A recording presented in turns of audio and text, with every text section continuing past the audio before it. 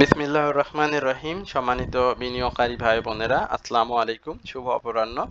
আজ 23শে এপ্রিল, রোজ বুধবার। আজকের ইন্ডেক্স পর্যালোচনা এবং আপনাদের অনুরোধের স্টক নিয়ে সংক্ষিপ্ত পরিসরে আলোচনা করার জন্য হাজির হয়েছে। আশা করি আপনারা সকলেই শারীরিকভাবে সুস্থ আছেন। মানসিকভাবে সাধারণ বিনিয়োগকারী যারা এই মার্কেটে রয়েছেন তারা কেউই ভালো নেই। সুতরাং মানসিক দিক দিয়ে আমরা সকলেই বিপর্যস্ত এই মুহূর্তে মার্কেটের আচরণে।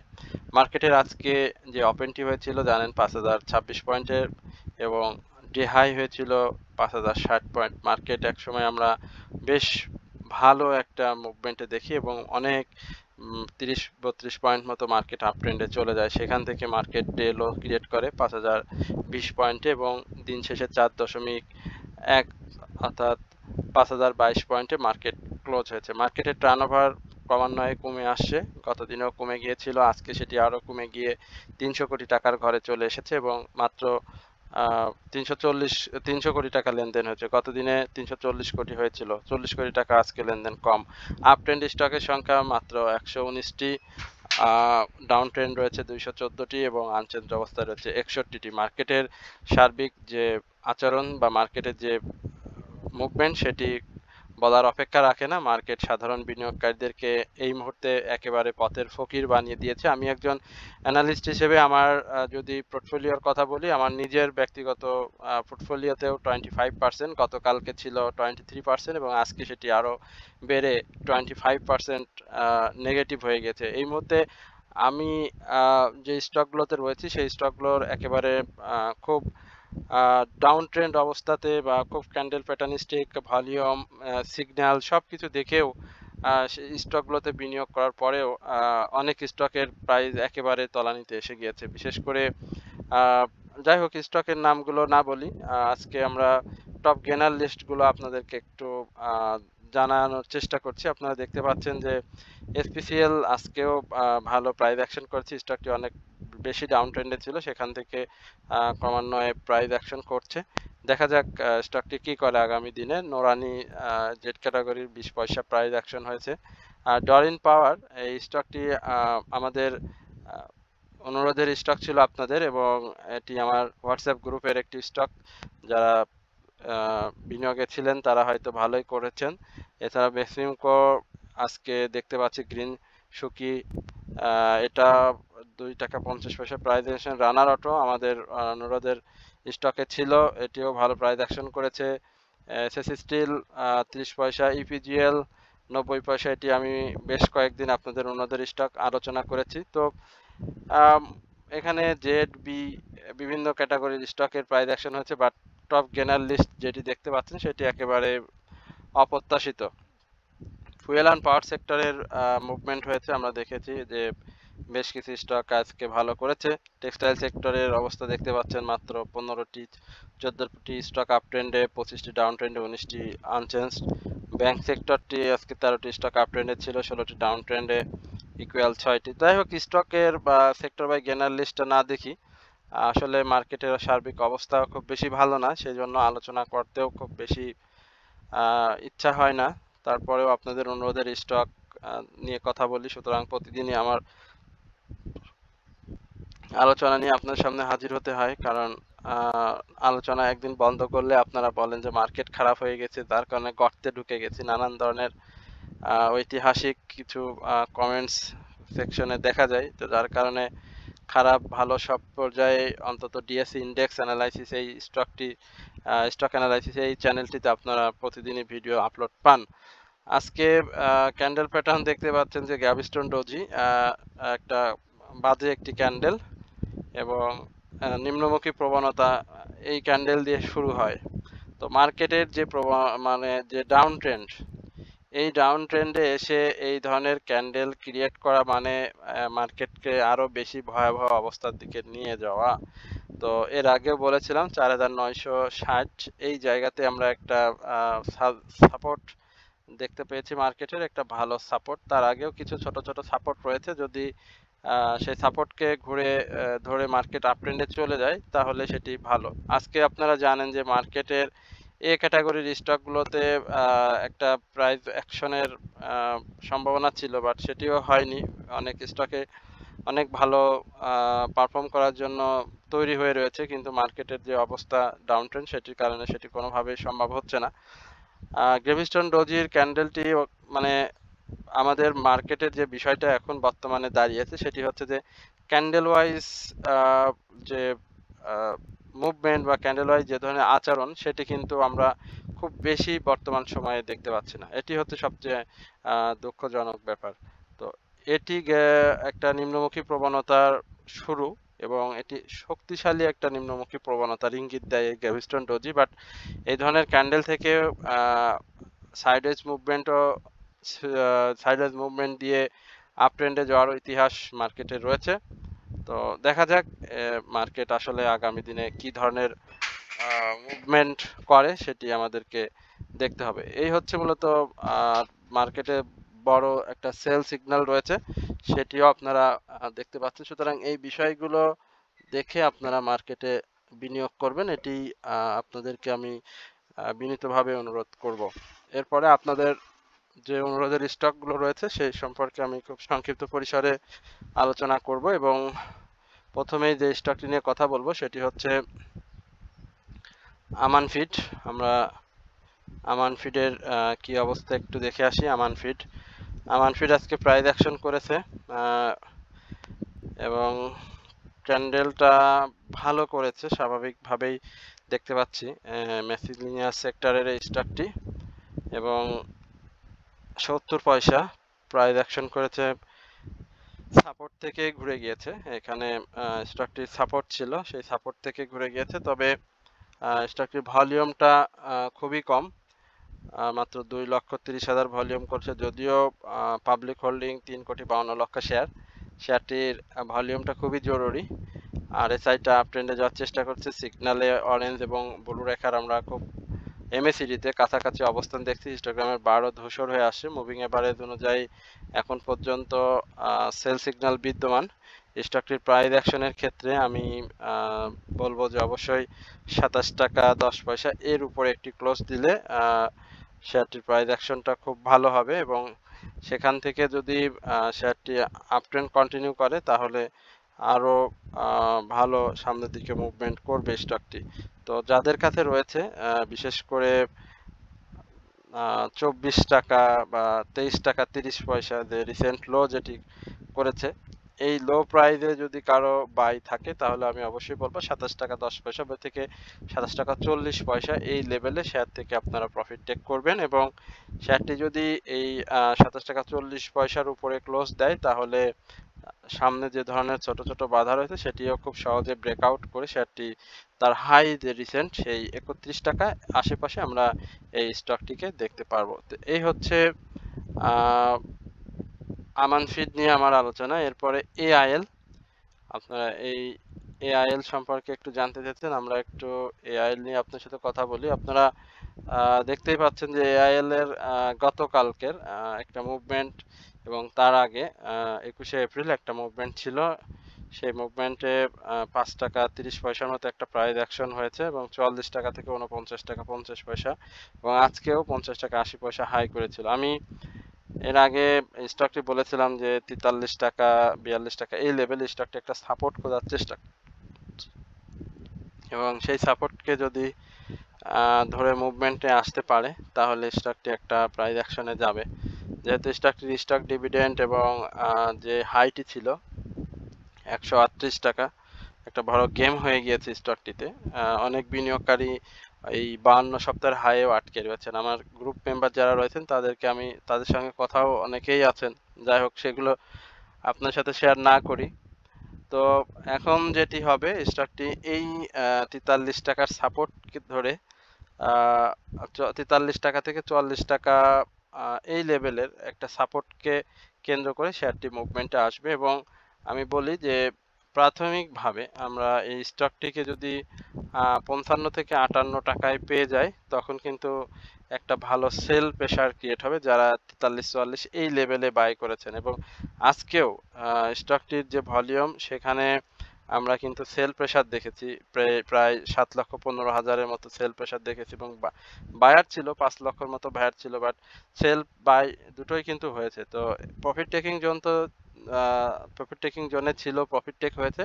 আশা করি এই 58 টাকা থেকে 55 টাকা এই লেভেলে শেয়ারটি সব থেকে বড় সেল প্রেসার ফেস করবে, এবং সেটি যদি ব্রেকআউট করে তারপরে আমরা এই এআইএল নিয়ে আবারও নতুন করে আপনাদের সাথে কথা বলবো।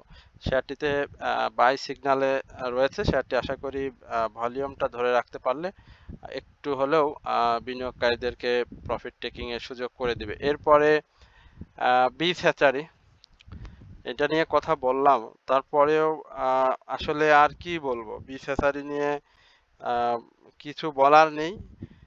অনেক আগেই সাবধান করা হয়েছিল, গ্রুপে সাবধান করেছিলাম, আমার চ্যানেলে সাবধান করেছিলাম, আবার একটা সময় বীজ হ্যাচারিকে ওপেন আইটেম হিসাবেও দিয়েছিলাম। তো এই জন্য আলোচনা শুনতে হয়, আলোচনা না শুনে অনেকেই দেখি আপনারা বলেন যে এই স্টক নিয়ে একটু কথা বলেন। আসলে ওই স্টকটা ওই দিনের আলোচনায় থাকে, তারপরেও আপনারা না শুনে টেনে টেনে দেখার কারণে, স্কিপ করার কারণে অনেক ভিডিও, অনেক স্টক সম্পর্কে আপনারা জানতে পারেন। এই জন্য অবশ্যই আপনারা এই স্টকগুলোর আলোচনা খুব মনোযোগ সহকারে শুনলে আমার মনে হয় যে আপনাদের উত্তর আপনারা পেয়ে যাবেন। বীজ হ্যাচারি 64 টাকার যে আজকে লো করলো, এই লোটা এখানে সাস্টেনেবল হবে না, কারণ এই সাপোর্টটাও স্টকটি ভেঙে ফেলবে। এই সাপোর্টটা আগামী দিনে স্টকটি ভেঙে আবার নতুন লো ক্রিয়েট করবে। স্টকটি যদি একটু আগে এআইএল নিয়ে কথা বলতেছিলাম, এই স্টকটি যদি 64 টাকার সাপোর্ট ভেঙে ফেলে তাহলে কি ধরনের সাপোর্টে গিয়ে স্টকটি সাপোর্ট নিতে পারে সেটি যদি আপনাদেরকে একটু বলি, তাহলে 59 টাকা 60 পয়সা থেকে 56 টাকা 80 পয়সা এই লেভেলে যে স্টকটি আবার সাপোর্ট খুঁজবে। তো তার আগ পর্যন্ত এই বীজ হ্যাচারি নিয়ে আর কিছু বলতে চাই না। প্রচুর পরিমাণে ব্লকে ট্রেড হচ্ছে, আজকেও ট্রেড হয়েছে। গতকালকের আগে 28 লক্ষ, 12 লক্ষ, 16 লক্ষ যে হিউজ পরিমাণে চলে যাচ্ছে সাধারণ পাবলিক স্টকটি থেকে। তো ফরেন ইনভেস্ট ছিল 6 লক্ষর মতো শেয়ার, সেটিও সেল হয়ে গিয়েছে। তো আমি বলবো যে এখনই যেন কেউ স্টকটিতে এন্ট্রি জোনে না যায়। অবশ্যই স্টকটি আমি বলবো যে অবজার্ভ করার জন্য, অবজার্ভ করলে অবশ্যই স্টকটি একটা সাপোর্টের লেভেল যখন পেয়ে যাবে এবং দু একটি গ্রিন ক্যান্ডেল চলে আসবে, ভলিউম বাড়বে, তখন আপনারা স্টকটিতে এন্ট্রি নিলে প্রফিট টেক করার সুযোগ পাবেন। তো বীজ হ্যাচারি থেকে সাবধান যখন করেছিলাম তখন যারা সাবধান হয়েছিলেন হয়তো তারা ভালো আছেন, আবার যখন ওপেন আইটেমে বাই করতে বলেছিলাম যারা বাই করেছিলেন তারা অনেক ভালো প্রফিটও পেয়েছিলেন। যাই হোক, এরপরে বিপিএমএল, বিপিএমএল এর কি অবস্থা আমরা দেখি। বিপিএমএল আমাদের যে প্রেডিকশন অনুযায়ী যে সাপোর্ট ছিল, এখনো সেই সাপোর্টে আমরা স্টকটি পাইনি।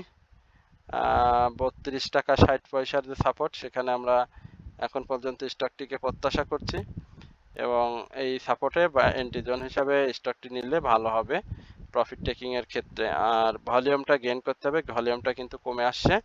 এখানে দু একটি গ্রিন ক্যান্ডেল দিয়ে আপট্রেন্ড হলেও সেটি খুব বড় আপট্রেন্ড হবে না। সুতরাং এন্ট্রি জোন হিসাবে আমি মনে করি 32 টাকা 80 পয়সা এটি সব থেকে সুন্দর এন্ট্রি জোন হবে এই বসুন্ধরা পেপার মিলের। তো যারা এখন এন্ট্রি নেওয়ার জন্য চিন্তা ভাবনা করছেন, আমি বলবো যে আরেকটু ধৈর্য ধরেন, আরেকটু ধৈর্য ধরেন। আশা করি 32 টাকা 80 পয়সায় এসেই শেয়ারটি সাপোর্ট নেবে এবং এখন পর্যন্ত এই স্টকটিতে কিন্তু সেল প্রেসার বেশি বাই প্রেসার থেকে। এরপরে নাভানা ফার্মা, ফার্মাসিউটিক্যাল সেক্টরের এই স্টকটি নিয়ে অনেকেই জানতে চেয়েছেন। আমরা একটু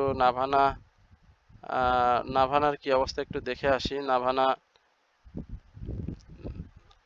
মার্কেট যখন ভালো ছিল, নাভানা যখন মার্কেটে এসেছিল, ফলোর প্রাইস যখন ছিল, তখনও নাভানা ফার্মার আলোচনা সবসময় থাকতো। আসলে নাভানা ফার্মার এই মুহূর্তের অবস্থা বা প্রাইস অ্যাকশনের যে পরিস্থিতি, সেটি আপনারা জানেন যে একটা সে ব্রেকআউট দিয়েছিল, এই নাভানা ফার্মাসিউটিক্যালস, সেই ব্রেকআউটটা দেওয়ার পরেও স্টকটি যে কেন আবারও ডাউনে চলে আসলে 61 টাকা 43 পয়সার একটা ব্রেকআউট আমরা দেখেছিলাম, 60 টাকা 40-এ ক্লোজ দিয়েছিল এপ্রিল মাসের 8 তারিখে।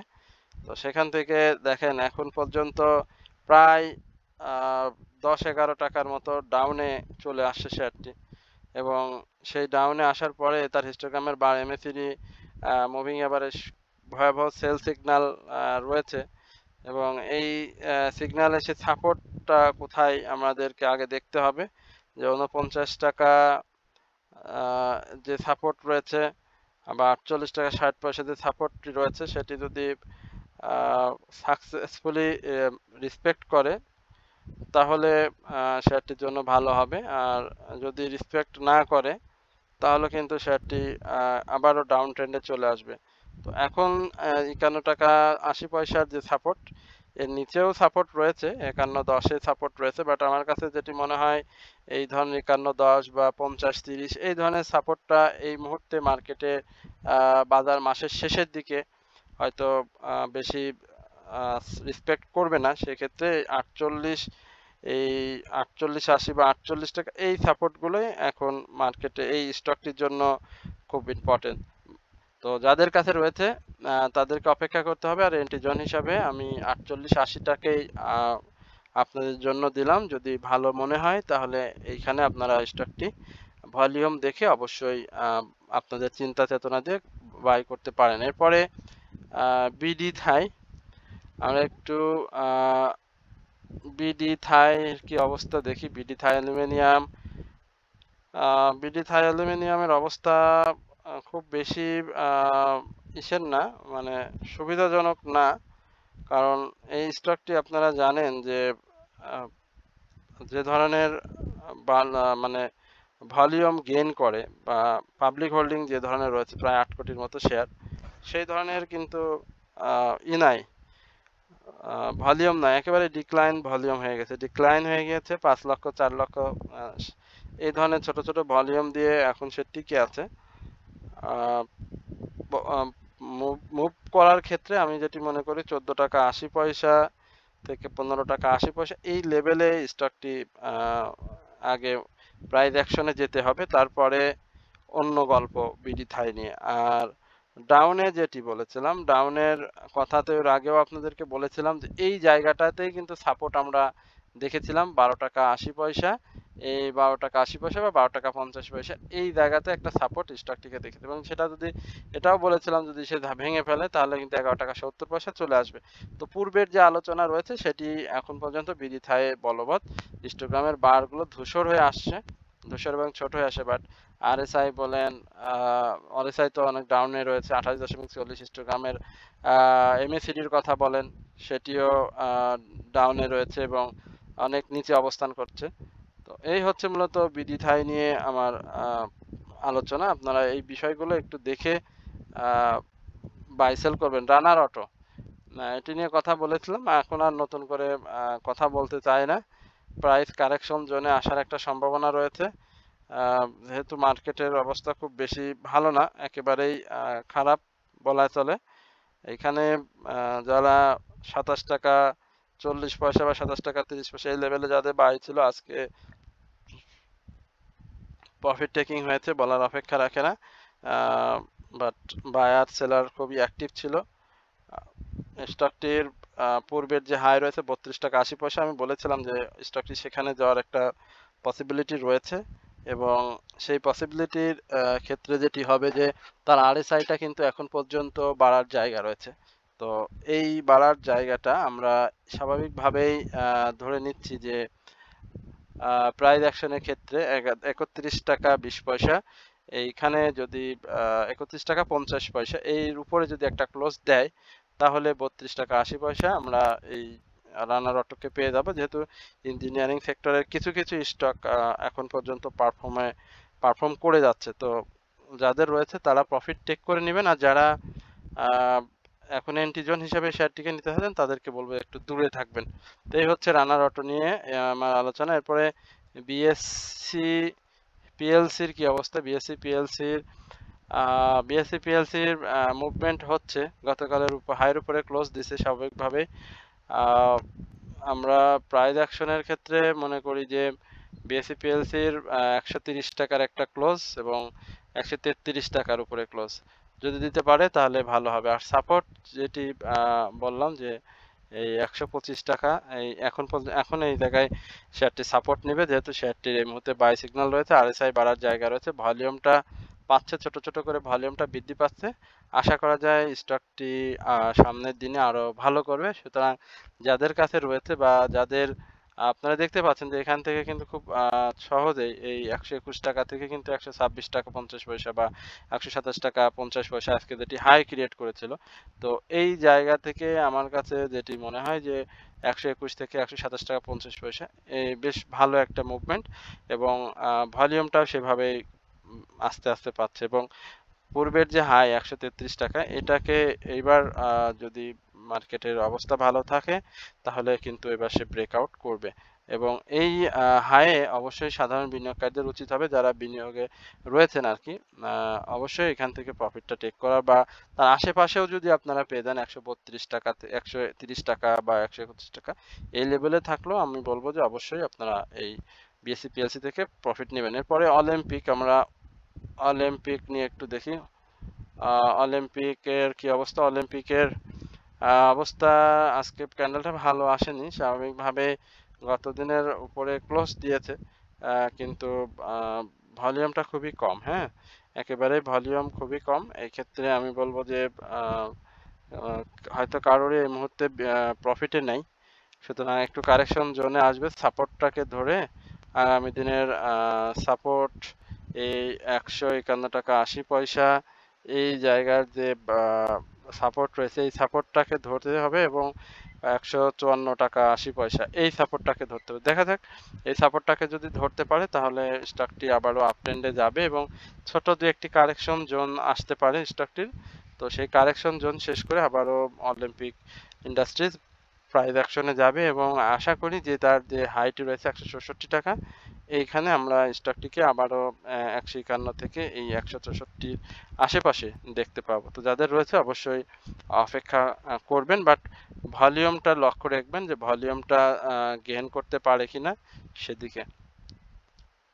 সাপোর্টিল খারাপ মার্কেটেও দেখতে পাচ্ছি যে স্টকটি প্রাইসটা ধরে রেখে সাধারণ বিনিয়োগকারীদের একটা আস্থার জায়গা আস্থা তৈরি করার জন্য চেষ্টা করছেন, বাট এই স্টকটিও আমরা দেখতে পাচ্ছি যে কন্টিনিউ সামিট অ্যালায়েন্স কন্টিনিউ কিন্তু প্রাইস অ্যাকশন করতে পারেনি, বাট এইবার দেখছি যে সে কিন্তু 90 পয়সা থেকে 1 টাকার মতো একটা প্রাইস অ্যাকশন করেছে এবং এইখানে আগামী দিনে দেখতে হবে শেয়ারটি যে 23 টাকা 70 পয়সার উপরে ক্লোজ দিতে পারে কিনা।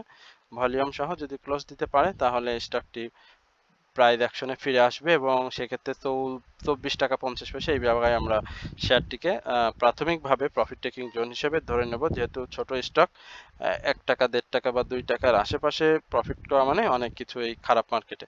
তো এই হচ্ছে আজকে অনুরোধের স্টক এবং আপনাদের মার্কেট নিয়ে আমার সংক্ষিপ্ত পরিসরে আলোচনা। আশা করি আপনারা সকলেই ধৈর্য সহকারে আজকের এই আলোচনাটি শুনেছেন। একই সঙ্গে আমি আপনাদের সবাইকে বিনীতভাবে অনুরোধ করব অবশ্যই আমার চ্যানেলটি সাবস্ক্রাইব করবেন এবং আপনাদের যদি কোনো অনুরোধের স্টক থাকে সেটি কমেন্টসে লিখে আমাকে জানাবেন। আমি অবশ্যই আপনাদের অনুরোধের স্টক নিয়ে কথা বলবো। সকলে ভালো থাকবেন, সুস্থ থাকবেন এই প্রত্যাশায় আজকের আলোচনা এখানে শেষ করছি। আসসালামু আলাইকুম ওয়া রাহমাতুল্লাহি ওয়া বারাকাতুহু।